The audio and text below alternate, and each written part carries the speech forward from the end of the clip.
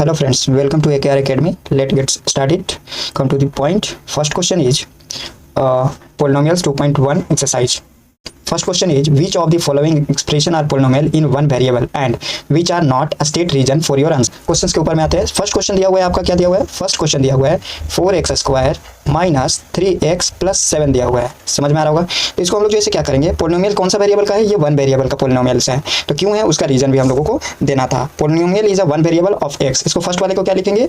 Answer में होगा मेरा polynomial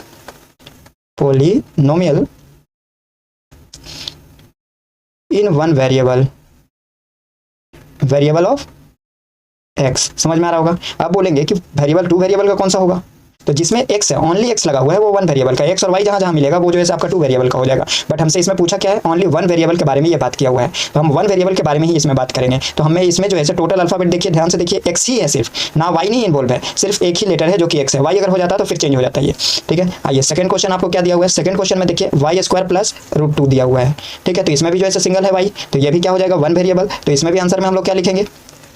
polynomial in one variable. चलिए आपके पास और कौन सा क्वेश्चन बचा हुआ है? सेकंड में क्या है आपका दिया हुआ? y² plus √2. थर्ड वाला एक बार थोड़ा सा देखिएगा. थर्ड में क्या दिया हुआ है आपके पास? थर्ड में है आपके पास 3√t.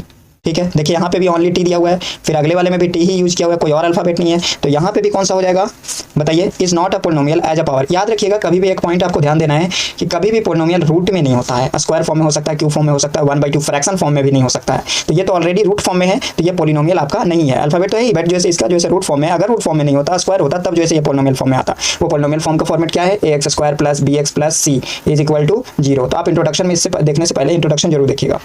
आइए, तो ये क्या है? पोलिनोमियल नहीं है. तो लिखेंगे इज नॉट. आंसर में हम लोग क्या डालेंगे?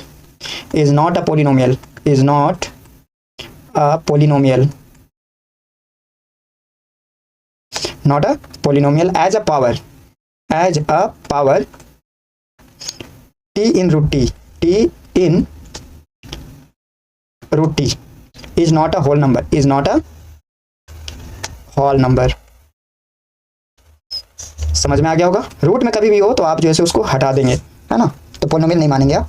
चलिए, ये यहाँ तक तो कोई दिक्कत नहीं होना चाहिए. ये एक फॉर्मेट है आपका, ये ध्यान जरूर दीजिएगा, है ना. रूट में कभी नहीं होता है. ये पॉइंट आपको माइंड में बैठा के रखना है. ठीक है. चलिए नेक्स्ट पे आते हैं हम लोग. इसमें दो क्वेश्चन और है बचा हुआ. वो कौन सा है? क्वेश्चन नंबर 4 देखिएगा. क्वेश्चन नंबर 4 आपका क्या दिया हुआ है? y प्लस 2/y दिया हुआ है. अब बताइए पोलिनोमियल होगा या नहीं होगा? ये तो रूट में भी नहीं है. बताइए. Not a polynomial. हम अभी जस्ट बोले थे कि फ्रैक्शन फॉर्म नहीं होना चाहिए, और माइनस में तो बिल्कुल भी नहीं होना चाहिए. अब देखिए एक बात बताइए, हम क्या 2/y को 2 इंटू 1/y लिख सकते हैं कि नहीं लिख सकते? ये फ्रैक्शन फॉर्म में आ गया. अब बताइए a⁻−1 होता है. a⁻ क्या बोले? -1 होता है. तो हम इसको क्या लिखते हैं? 1/a लिखते हैं ना.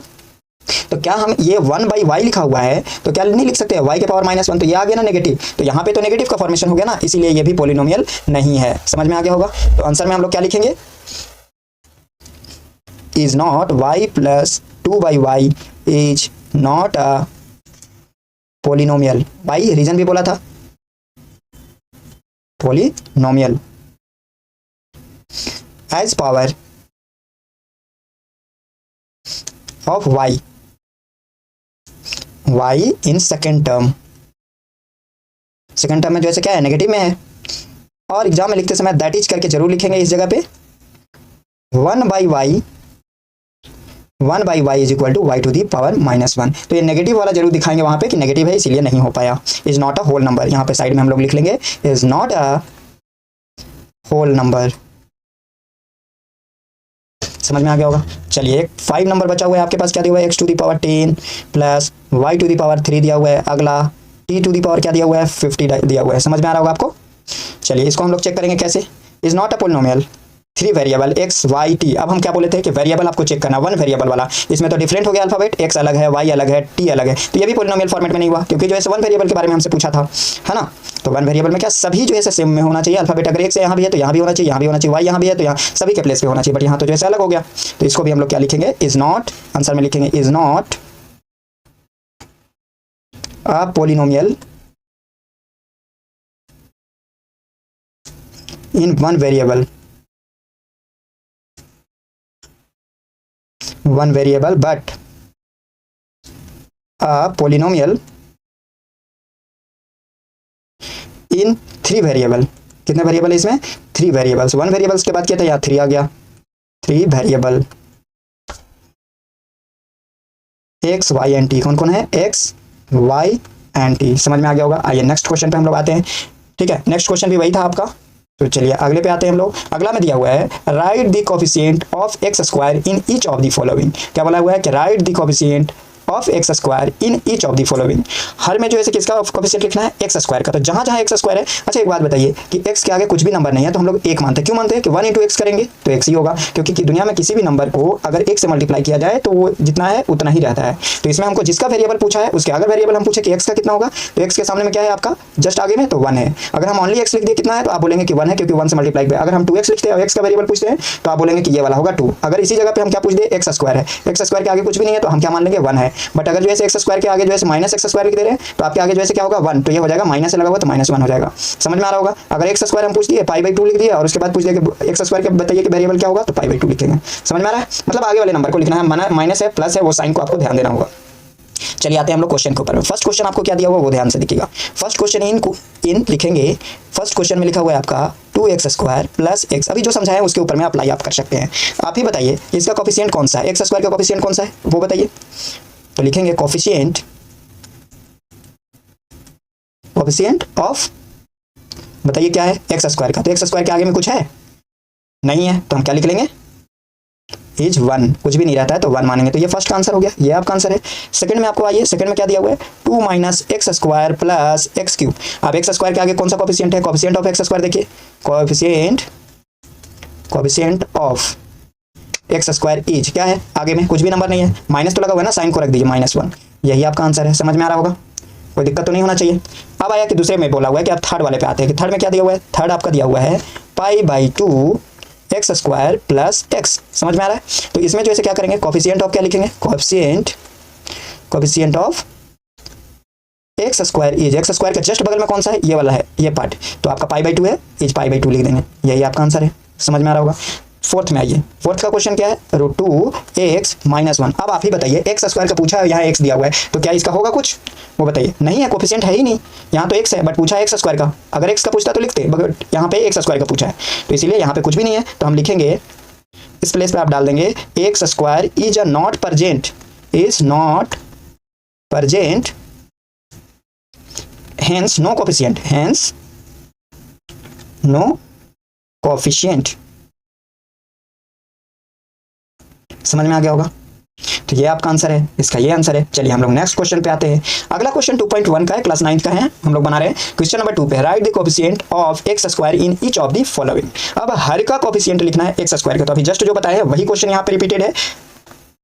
चलिए अगला भी वही है आपके पास। अगला जो है write the coefficient of x square each of the following दिया हुआ है। अगला जो है आपके पास क्वेश्चन नंबर 3 क्या है? Give one example each of the binomial degree. अब याद रखिएगा एक चीज हम आपको बताते हैं, हम इंट्रोडक्शन में बताए थे कि बाइनोमियल डिग्री के बारे में।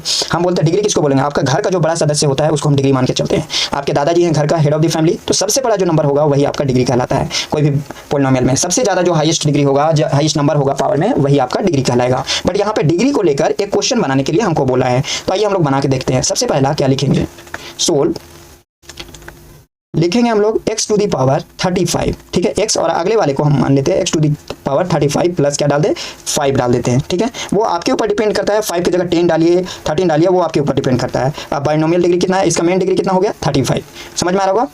तो लिखेंगे हम लोग इज अ बाइनोमियल डिग्री 35। कोई दिक्कत तो नहीं होना चाहिए यहाँ पे। अब आप ही बताइए x टू दी पावर 35 की जगह पे पावर तो वही करना है, डिग्री के बारे में बोला तो आपको पावर ध्यान रखना है। इसके जगह पे 5 की जगह पे हम 20 कर दे तो कोई दिक्कत होगा नहीं, क्योंकि हमको इससे मतलब है। अगला हमको बोला 100 को लेने के लिए, तो आप एक और काम कीजिए, यहाँ पे 2y ले लीजिए, या ऊपर में पावर कितना बोला? 100 डाल दीजिए। ठीक है, बस इतना भी छोड़ देंगे तब भी काम चल जाएगा। इधर प्लस 20 कर देंगे तब भी काम चल जाएगा। ये जब मोनोमियल डिग्री बना दिया इसको हम, मोनोमियल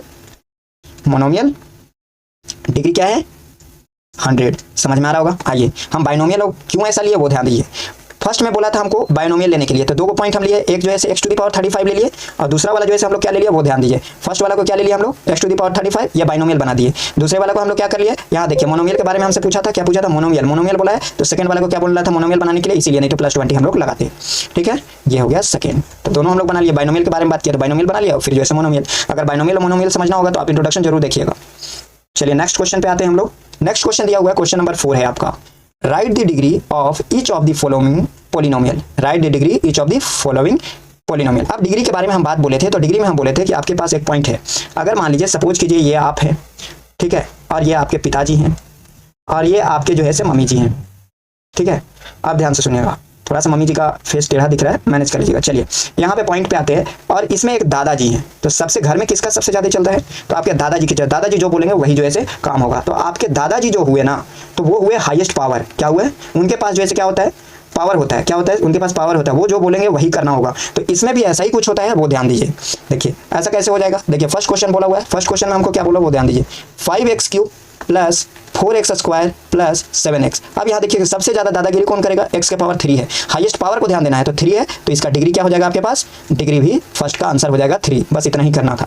सेकंड में आइए, सेकंड में क्या बोला हुआ है आपके पास, 4 - y², 4 - y² है, आप इसको अरेंज करके लिख सकते हैं, जो भी चीजें दिया हुआ है उसको आप अरेंज करके लिख सकते हो। आंसर में क्या लिखोगे, degree is 2, degree is, highest power कितना है 2, तो यहाँ पे लिख लेंगे degree is 2, as y² is the highest power, is the highest power, समझ में आ रहा होगा, इज द हाईएस्ट पावर, कोई दिक्कत नहीं, इसमें भी एज इट इज ही आपको लिखना है। अगला जो है क्वेश्चन बचा हुआ है रूट के लिए, ठीक है, अगला है आपके पास रूट के लिए, तो यहाँ पे मेरे पास स्पेस है, उसको हम थोड़ा सा यूटिलाइज करेंगे।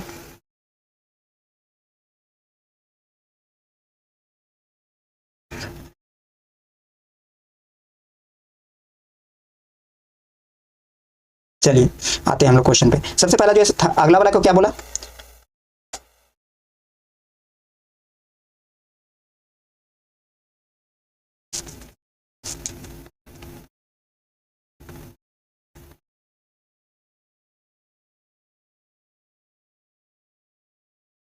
अगला वाला क्या बोला हुआ था आपका वो ध्यान दीजिए।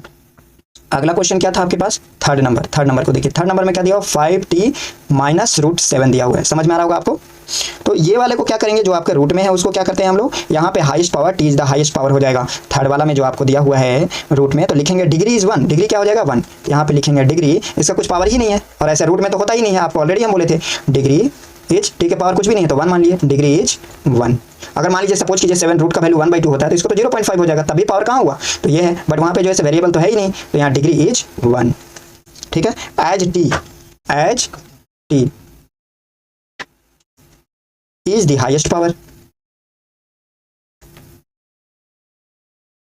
हाईएस्ट पावर, समझ में आ रहा होगा। चलिए नेक्स्ट पे आते हैं हम लोग, फोर्थ नंबर में, फोर्थ में क्या दिया हुआ है, 3, ओनली 3 दे दिया है, तो यहाँ पे तो कुछ तो है ही नहीं वेरिएबल, ना अल्फाबेट कुछ भी यूज ही नहीं है, तो इसका जो है डिग्री क्या हो जाएगा 0, तो आंसर में हम लोग क्या लिखेंगे, डिग्री 0 हो गया answer. Is the highest power 0, तो मतलब x टू द पावर 0 लिख देंगे, is the highest power of ये 0, आ गया होगा समझ में। चलिए नेक्स्ट क्वेश्चन पे आते हैं हम लोग।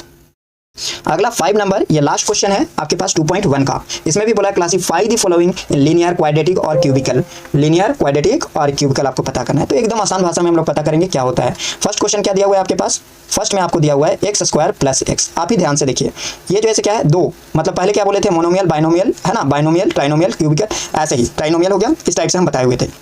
तो ये वाला जो है आपके पास क्वाड्रेटिक है, मोनोमियल, बाइनोमियल, ट्राइनोमियल, इस टाइप, तो ये है आपके पास क्वाड्रेटिक, तो ये आपका क्या लिखेंगे, क्वाड्रेटिक है, इससे पहले जरूर देखिएगा इंट्रोडक्शन, तब अच्छे से समझ में आ जाएगा, ये है आपका क्वाड्रेटिक।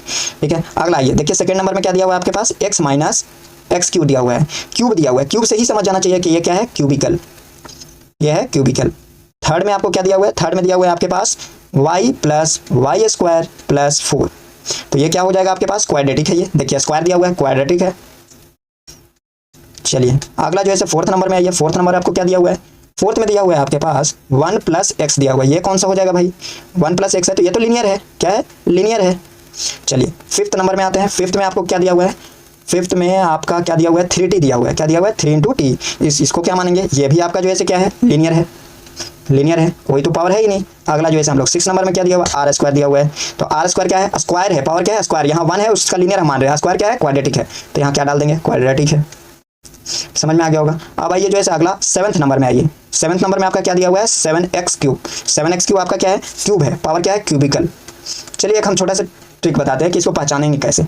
इस जगह पे देखिए सबसे पहला पावर 2, जहाँ पे पावर 2 होगा वो है क्वाड्रेटिक, क्वाड्रेटिक। पावर 3 क्यूबिकल, और पावर कुछ भी नहीं है, कुछ भी मतलब 1 है, वो आपका है लीनियर।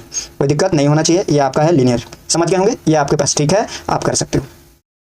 वीडियो अगर अच्छा से लगा होगा तो लाइक एंड सब्सक्राइब जरूर कीजिएगा और अपने दोस्तों के पास शेयर जरूर कीजिएगा। Thank you.